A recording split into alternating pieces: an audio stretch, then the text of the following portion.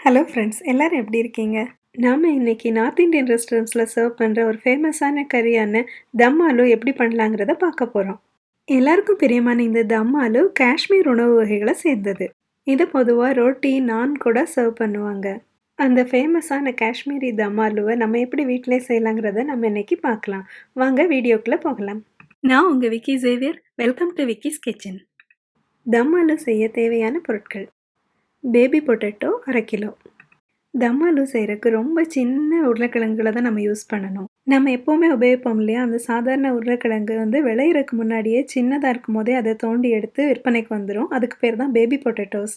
இந்த ஸ்பெஷல் வெரைட்டியான baby potatoes கிடைக்கலன்னா கூட பரவாயில்ல, நம்ம சின்ன உருளைக்கிழங்காக பார்த்து வாங்கிட்டு வந்து கூட இதை யூஸ் பண்ணிக்கலாம். இல்லைன்னா பெரிய உருளைக்கிழங்கை ஒரு 4ஆக கட் பண்ணி போட்டும் இந்த கறி நம்ம பண்ணிக்கலாம். நான் இந்த தம் ஆலுவை நைட் செஞ்சு வச்சுட்டேன்னா நைட் சாப்பாட்டுக்கும் ஆகும், மறுநாள் லஞ்ச் கட்டிட்டு போகிறதுக்கும் யூஸ்ஃபுல்லாக இருக்கும். தக்காளி 3. தக்காளியை கழுவிட்டு அதை 4ஆக வெட்டி வச்சுக்குவோம். அப்புறம் பெரிய வெங்காயம் 1 எடுத்து தோல் எடுத்துட்டு அதையும் பொடியாக நறுக்கி வச்சுக்குவோம். பூண்டு 1. இஞ்சி ஒரு சிறிய துண்டு. இஞ்சி பூண்டை சேர்த்து அரைச்சி பேஸ்ட் பண்ணி வச்சுக்குவோம். மல்லித்தழை ஒரு கைப்பிடி அளவு. காஷ்மீரி உணவுகள் எல்லாமே கொஞ்சம் இனிப்பாக இருக்கும். அந்த இனிப்பான மசாலா செய்கிறது எப்படின்னு நம்ம இப்போ பார்க்க போகிறோம். பாதாம் பருப்பு 10. முந்திரி பருப்பு 6. பாதாம் முந்திரியை நைட்டே ஊற வச்சுக்கலாம், இல்லைன்னா ஒரு 4 to 6 மணி நேரம் ஊற வச்சுக்கணும். கிஸ்மிஸ் பழம் 10. பேரிச்சம்பழம் 3. இதை நம்ம நைட்டே ஊற வச்சு அரைச்சிக்கலாம், ஆனால் நான் ஊற வைக்கலை.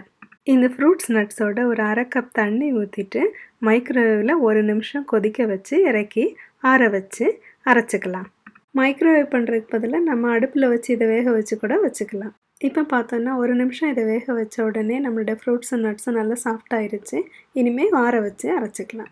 இப்போ நம்ம உருளைக்கிழங்கை வேக வைக்க போகிறோம். அதுக்கு ஒரு பாத்திரத்தில் 1 லிட்டர் தண்ணியை ஊற்றி அது நல்லா கொதித்ததும் நம்மளோட பொட்டேட்டோஸை போட்டு ஒரு 5 நிமிஷம் கழித்து ஆஃப் பண்ணிட வேண்டியது தான். இப்போ ஒரு உருளைக்கிழங்கை வெளியே எடுத்து நம்ம ஒரு கத்தியால் லேசாக அதை குத்தி பார்த்தோன்னா நம்மளுக்கு அது கொஞ்சம் வெந்திருக்கும். அதான் கரெக்டான பக்குவம். உடனே நம்ம ஆஃப் பண்ணிடலாம். இனிமேல் ஒரு வடிகட்டி உபயோகித்து இந்த தண்ணியெல்லாம் ரிமூவ் பண்ணிவிட்டு நம்ம உருளைக்கிழங்கை தனியாக எடுத்து வச்சுக்கணும். ஒரிஜினல் ரெசிபி படி பண்ணணும்னா இதோட தோல் எல்லாம் கம்ப்ளீட்டாக நம்ம ரிமூவ் பண்ணிவிட்டு ஒரு ஃபோர்க்கால் மெதுவாக குத்திட்டு தான் அதை யூஸ் பண்ணணும். ஆனால் அது ரொம்ப டைம் ஆகுங்கிறனாலையும் தோல் நான் யூஸ் பண்ண விரும்புகிறேங்கிறனாலையும் நான் அந்த மாதிரி செய்ய போகிறதில்ல. நான் ஒரு ஃபோர்க் யூஸ் பண்ணி அது மேலே லேசாக ஓட்டைகள் போட்டுப்பேன். அப்போ இந்த கறியெல்லாம் உள்ளே இறங்கிட்டு நல்லா டேஸ்டியாக இருக்கும். இப்படி எல்லா உருளைக்கிழங்குலையும் லேசாக குத்திட்டு அதையெல்லாம் தனியாக எடுத்து வச்சுப்போம். அடுத்தது தாளிக்க தேவையான பொருட்கள்: பட்டை 1/2 இன்ச், ஏலக்காய் 3, கிராம்பு 3, ஷாஹி ஜீரா 3/4 டீஸ்பூன், கொத்தமல்லி விதை 3 டீஸ்பூன், பிரிஞ்சி இலை 1, காஷ்மீர் ரெட் சில்லி 4. நான் சாதாரண காஞ்ச மிளகாய் தான் யூஸ் பண்ணியிருக்கேன். நமக்கு கொஞ்சம் காரம் வேணும் அப்படிங்கிறனால, காரமே தேவையில்லைன்னா காஷ்மீர் ரெட் சில்லி யூஸ் பண்ணலாம். சோம்பு 1 டீஸ்பூன், சீரகம் 1 டீஸ்பூன். இப்போ நம்ம எடுத்து வச்ச எல்லா மசாலா சாமானையும் 1 டீஸ்பூன் எண்ணெய் ஊற்றி ஒரு வாணலியில் போட்டு லேசாக வறுத்து எடுத்து வச்சுக்கணும்.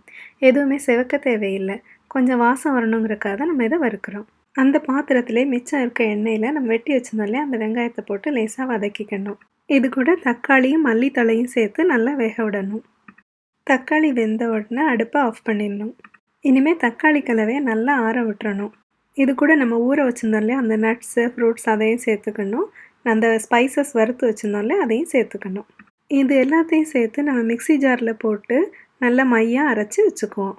ஒரு வாணலியை அடுப்பில் வச்சு சூடாக்கி அதில் 3 டேபிள் ஸ்பூன் நெய் அல்லது எண்ணெய் சேர்த்துப்போம். நான் கடலை எண்ணெய் சேர்த்துருக்கேன். இதில் உருளைக்கிழங்கு சேர்த்து நல்லா வதக்கணும். உருளைக்கிழங்கு கூட நம்ம அரைச்சி வச்சுருந்த இஞ்சி பூண்டு பேஸ்ட்டை சேர்த்து அடி பிடிக்காமல் நல்லா கிளறி விடணும். உப்பு 1/2 டீஸ்பூன் சேர்த்துப்போம். இப்போ நம்ம மிக்சியில் போட்டு அரைச்சி வச்சுருந்தோம் இல்லையா, அந்த மசாலா பேஸ்ட்டை சேர்த்து நல்லா கிளறி விடணும். இது கூட 1 கப் தண்ணி சேர்த்துப்போம். இனிமேல் இதுக்கு ஒரு மூடி போட்டு தீயை குறைச்சி வச்சுட்டு ஒரு 10 நிமிஷம் வேக வைக்க போகிறோம். 10 நிமிஷம் கழித்து மூடியை திறந்து பார்த்தோன்னா நம்ம தம் ஆலு நல்லா வெந்திருக்கும், மசாலாவும் நல்லா சுருண்டு வந்திருக்கும். இனிமேல் இது கூட 1 டேபிள் ஸ்பூன் கசூரி மேத்தி சேர்த்துக்க போகிறோம். கசூரி மேத்திங்கிறது காய்ஞ்ச வெந்தயக்கீரை. அடுப்பை ஆஃப் பண்ணிடுவோம். நம்ம தம் ஆலு ரெடி ஆயிடுச்சு. இதை ரொட்டி, சப்பாத்தி, நெய் சாதம், பரோட்டா கூடலாம் சாப்பிட்லாம், ரொம்ப நல்லாயிருக்கும். என்ன ஃப்ரெண்ட்ஸ் வீடியோ பார்த்தீங்களா? உங்களுக்கு பிடிச்சிருந்துச்சா? பிடிச்சிருந்துச்சுன்னா லைக் பண்ணுங்க, ஷேர் பண்ணுங்க. நம்ம சேனலுக்கு சப்ஸ்கிரைப் பண்ணுங்க. மறுபடியும் இது மாதிரி ஒரு நல்ல வீடியோவோட வந்து உங்களலாம் பார்க்குறேன். Until then take care. Sea you.